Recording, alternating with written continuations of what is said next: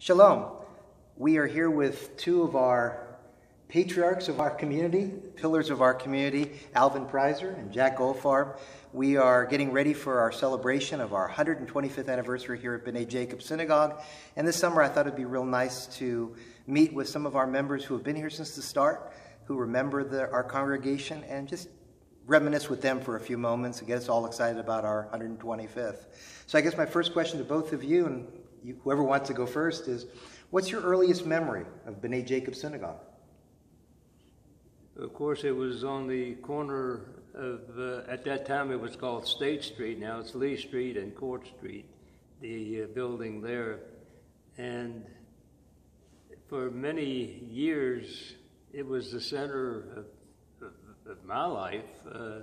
We went there every day for Hebrew school, on Saturday for services, and on Sunday for Sunday school. And in those days, we used to walk, and we didn't mind walking back and forth. I think it has served us well. I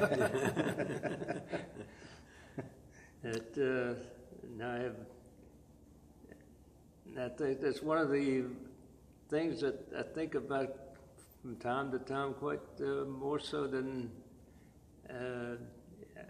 just some wonderful memories. Just like the early part of my life.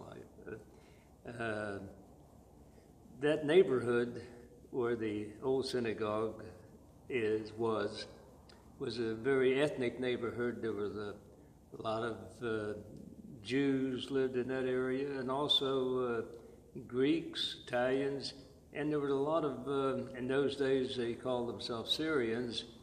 Now they say Lebanese, but many of my best friends through that period were Syrians.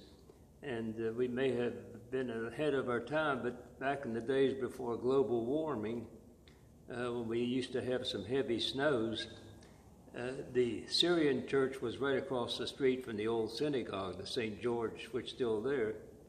And the Syrian kids would be on one side of Lee Street or State Street, and the Jewish kids on the other side throwing snowballs back and forth at each other.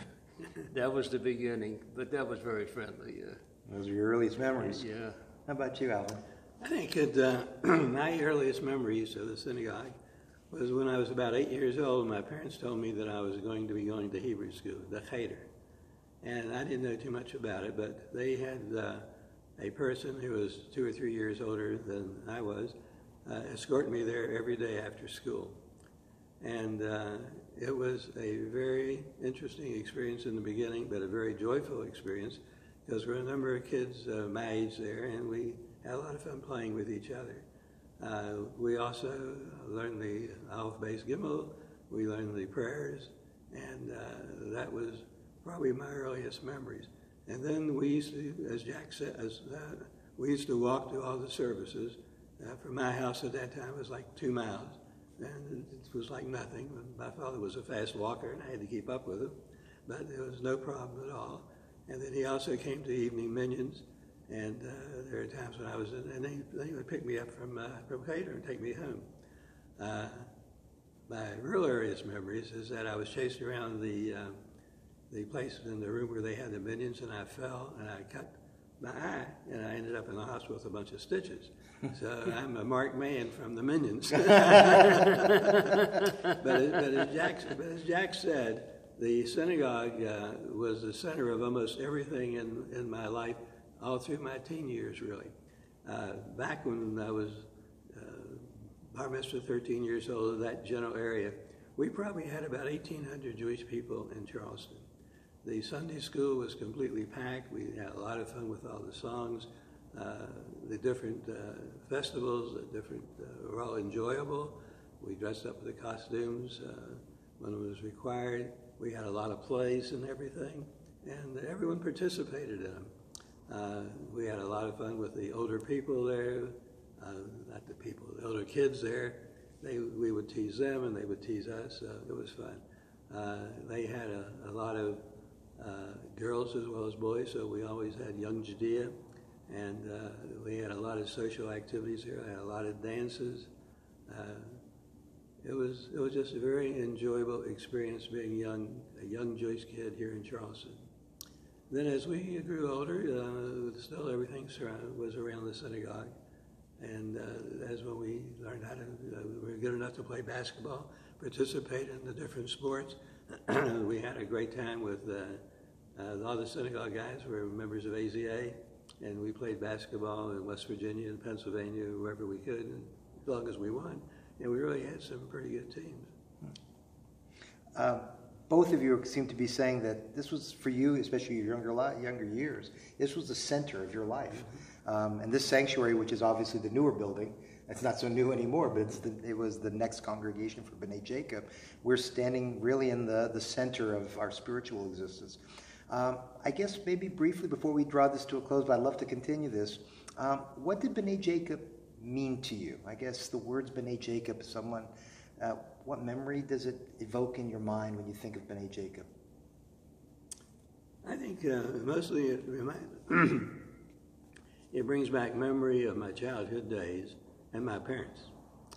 And I think it instilled, I think, a code of ethics in me, and of the prayers and the good things, and learning about the Bible and everything. It was very interesting and very enjoyable, and the sociality was such that it made me very proud to be Jewish.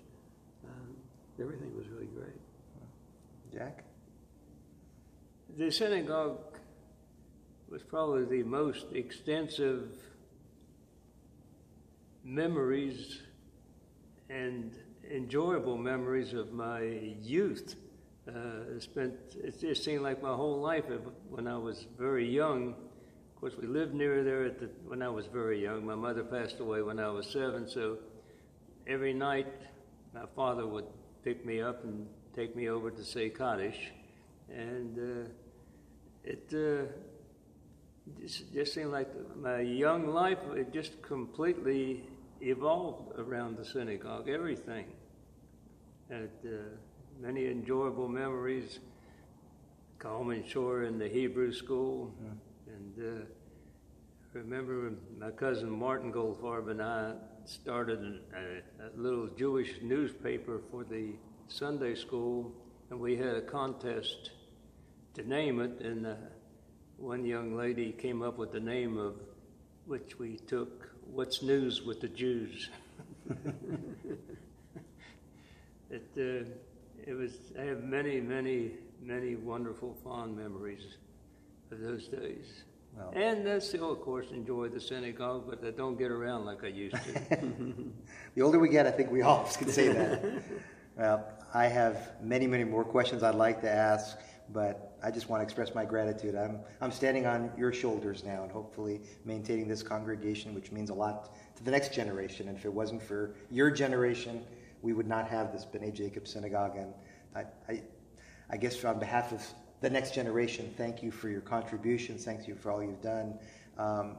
We hope that many of you will join us for our 125th anniversary. It's September 27th through the 29th. Hopefully you'll stay for Rosh Hashanah and usher in a new year with us.